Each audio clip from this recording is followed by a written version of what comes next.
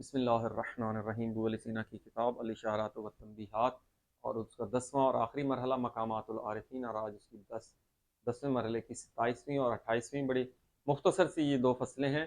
تو ان فصلوں میں وہ ابتدا جو کی تھی کہ سالک جب اس سفر پر علم عرفان اور معنوی وادی میں داخل ہوتا ہے تو اس کو سب سے پہلے ریاضت کرنا پڑتی ہے۔ ریاضت سے اس کو کچھ حال اور کچھ مشاہدات ہوتے ہیں، اور پھر وہ غیبی معلومات حاصل کرتا ہے، اور اس کو پھر ایک قوت بھی حاصل ہوتی ہے، جسے پیچھے بیان کیا کہ وہ صاحب کرامت لوگ جو ہیں وہ اب یہ علت بیان کر رہا ہے کہ یہ جو قوت حاصل ہوتی ہے اس کی علت کیا ہے، کہاں سے آتی ہے، یہ بدنی ہے یا یہ روحانی اور مجرد ہے۔ تو اس فصل میں کیا کہہ رہا ہے کہ ہاذہل قوت، یہ اسی قوت کی بات کر رہا ہے کہ یہ قوت کیا ہوتی ہے، ربما کانت، یہ کبھی کبھی ہوتی ہے، لنفس، نفس کے لیے ہوتی ہے، یعنی یہ مادی نہیں ہے، یہ قوت روحانی ہے، نفس مجرد ہے۔ تو یہ جو نفس کی یہ قوت ہوتی ہے، مادی نہیں ہوتی۔ اور کیسے ہوتی ہے؟ بحسب المزاج الاصلی، یہ ایک مزاج اصلی، جب بھی کوئی بچہ پیدا ہوتا ہے تو ایک اس کا مزاج اصلی ہوتا ہے، پھر اس کی خوراک سے یا اس کے ماحول سے، جس ماحول میں رہتا ہے اس ماحول کی وجہ سے اس کا مزاج اصلی وقتی طور پر وہ طویل بھی ہو سکتا ہے، مختصر بھی ہو سکتا ہے، تو مزاج اصلی سے ہٹ جاتا ہے، لیکن وہ اصل، اس کی اصل وہی ہوتی ہے جو ابتدائی میں اسے کہتے ہیں مزاج اصلی۔ تو جیسا کہ حدیث میں آیا ہے کہ جو بچہ پیدا ہوتا ہے وہ فطرت توحید پر پیدا ہوتا ہے، لیکن اس کے ماحول، اس کے والدین اور اس کا معاشرہ اس کو کافر بنا دیتا ہے۔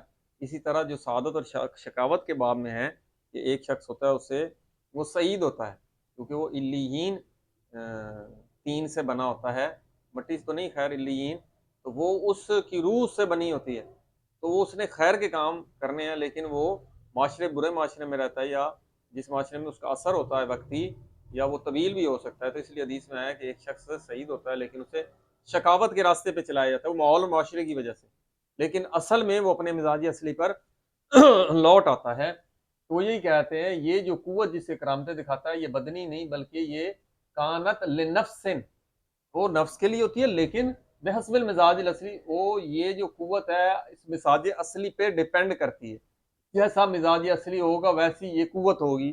تو یہ قوت شدید بھی ہو سکتی ہے، یہ قوت میں ضعف بھی ہو سکتا ہے۔ لما یفیدہ، من ما کا بیان ہے، من حیات نفسانیت، یہ جو قوت ہوتی ہے یہ حیات نفسانیہ میں سے ہوتی ہے، اور وہ یفیدہ، اس کو کون؟ مزاج اصلی کا، اس یعنی وہ مزاج اصلی کو وجود دیتی ہے، اسی قوت سے بنتا ہے۔ تو تسیرو، یہ جو قوت ہوتی ہے یہ کیا ہو جاتی ہے؟ لنفس سے، نفس کے لیے، الشخصیت، یہ نفس کے لیے ایک شخصیت، شخص، یعنی جس چیز سے اس کی نو بنتی ہے، اور آپ کو پتہ ہے نو جو ہوتی ہے وہ فصل سے بنتی ہے، بلکہ فصل اخیر سے۔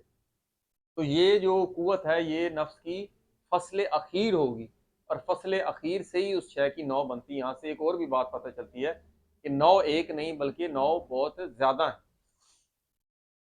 تو یہ نفس کے لیے کیا بن جاتی ہے؟ ایک شخصیت، ایک وہ اس کا جزء حقیقت جس سے اس کا تشخص ہوتا ہے، اسی لیے کہہ رہے ہیں تشخص ہوا، جو اس کو تشخص دیتی ہے، تو یہ تشخص کا باعث بنتی ہے، یہ ایک نو کو بھی رد کرتا ہے۔ وہ کہتا ہے یہ تو ہوگی بات کہ جو مزاج اصلی ہے اس کے مطابق ہوتی ہے، اور کبھی کبھی وقت تحصل، یہ قوت حاصل ہوتی ہے، لے مزاج، اس مزاج کو یہ قوت کبھی کبھی حاصل ہوتی ہے، یحصل، اس کو حاصل کرنا پڑتا ہے، تحصل، وقت تحصل، اور کبھی کبھی یہ قوت حاصل ہوتی ہے بضرب من الکسب، یہ انسان اپنے زہد سے، اپنی ریاضت سے، اپنا تقوی اور پرہیزگاری سے انسان اس کو کسب کرتا ہے، کسب کر کے وہ اس مقام و مرتبے پر پہنچتا ہے۔ وہ کہتے ہیں کبھی کبھی یہ قوت ایک کسب سے بھی حاصل ہوتی ہے، یجعلو، اور یہ جو مزاج ہے اس نفس کو کیا قرار دیتا ہے؟ کل مجردہ، وہ اس کو کل مجردہ بنا دیتا ہے، مجرد کی طرح بناتے ہیں۔ نفس کی تعریف یہی ہے کہ وہ جب روح جب بدن کے ساتھ ملحق ہوتی ہے تو وہ کسب سے اس مقام و مرتبے پر پہنچتا ہے کہ یہ اس کو مقام و مرتبہ حاصل ہوتا ہے۔ وہ کیسے حاصل ہوتا ہے؟ لشدت ذکائے، پاکیزگی میں انتہائی شدت اختیار کرنا، تاکہ وہ ملکہ بن جائے، تب یہ حاصل ہوتا ہے۔ تو کہتا ہے یہ کسب سے بھی انسان کو حاصل ہوتا ہے۔ اس کی مثال دے رہے ہیں، کما جیسا کہ تحصل ہو، جیسا کہ یہ جو قوت حاصل ہوتی ہے لے اولیاء اللہ الابرار، جیسا اللہ کے ولی جو لوگ ہوتے ہیں اس عالم میں وہ شدت کی پاکیزگی اختیار کرتے ہیں تو ان کو بھی یہ حاصل ہوتا ہے۔ تو یہاں پر یہ بتا دیا یہ قوت جو حاصل ہوتی ہے یہ اس ڈپینڈ کرتی ہے مزاج اصلی پر، لیکن اس کو انسان زور لگا کر اور کسب کے طریقے سے بھی اس مقام و مرتبے تک پہنچ سکتا ہے۔ اگلی فصل میں کیا کہہ رہے ہیں؟ والذی یقع لہو، یہ جو کسی شخص کو وہ چیز، والذی یقع، وہ چیز جو ایک شخص کو ہاذا یہی چیز حاصل ہوتی ہے، یعنی یہ مزاج حاصل ہوتا ہے، یہ قوت حاصل ہوتی ہے، فی جبلت النفس، اس کے نفس کی جبلت میں ہوتی ہے، سموئی ہوتی ہے، ابتدا میں ہی اس کی نفس کی یہ قوت پیدائشی ہوتی ہے۔ ثم یکون خیرن، تو پھر ایسا نفس جس میں یہ قوت اور مزاج اس کی جبلت میں ہو، اس کی فطرت میں ہو، ثم یکون خیرن رشیدن مزکین، تو وہ شخص کیا ہوگا؟ اس سے خیر ہی صادر ہوگی، ہمیشہ لوگوں کی لیے وہ فائدہ مند ہوگا، اور رشد ہدایت یافتہ ہوگا، عاقل شخص ہوگا وہ، مزکین اور پاکیزگی اختیار کرنے والا ہوگا۔ کون سا؟ جس کی جبلت میں ہے تو وہ ابتدا اس کو کسب زور لگانا نہیں پڑتا، دیکھیں نا پھول سے خوشبو آتی ہے، جس چیز کی جبلت میں جو چیز ہو وہ بڑے آسانی سے اس کا اظہار ہوتا ہے۔ وہ کہہ رہے ہیں وہ شخص کیا ہوگا؟ وہ لوگوں کی خیر چاہے گا، عاقل ہوگا، پاکیزہ ہوگا، لنفس سے ہی، اپنے نفس کے لیے، کیونکہ اس کی جبلت میں ہے۔ فاہوا ایسا شخص کون ہوتا ہے؟ یہ پاک روح، جیسے روح القدس، فاہوا ذو معجزۃ، وہ شخص صاحب معجزہ، ذو میں نے صاحب معجزہ رکھنے والا ہوگا، کیونکہ جبلت میں یہ اس کی نفس میں ایسی قوت ہے تو وہ معجزہ رکھنے والا ہوگا۔ وہ کون ہوتے ہیں؟ من الانبیاء، وہ انبیاء میں سے جو نبی ہوتے ہیں، او کرامت، یا ذو کرامت ہوگا، کرامت رکھنے والا ہوگا۔ آپ کو پتہ ہے کرامت جو غیر نبی سے کوئی ایسا خارق عادہ فعل سر انجام جیسے عام لوگ جس کو نہ کر سکیں، اور ذو کرامت ہوگا من الاولیاء، اولیاء میں سے یہ کرامت وہ لوگ دکھاتے ہیں جن کی جبلت میں پاک روح ہوتی ہے، اس کو یہ قوت بھی ہوتی ہے اور قوت اس کی کیا ہوتی ہے؟ یہ اس کے فصل کے مرتبے میں ہوتی ہے۔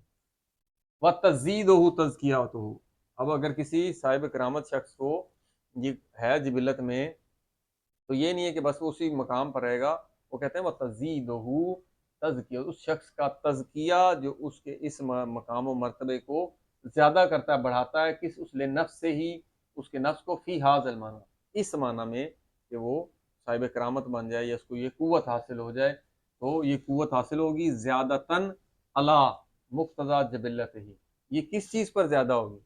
اس کے جبلت میں یہ جو رکھا گیا ہے، جبلت نفس میں وہ چیز جو مزاج اور اس کو قوت رکھی گئی ہے اس جبلت کے تقاضے سے زیادہ، کیونکہ وہ اب زور لگا رہا ہے جبلت سے، تو ابتدا میں وہ چیزیں ظاہر کرتا ہے اچھی بہترین، لیکن جب وہ مزید تزکیہ کرتا ہے تو اس کو لیے زیادتی ہوتی ہے، اس معنی میں اس قوت اس کی بڑھتی جاتی ہے۔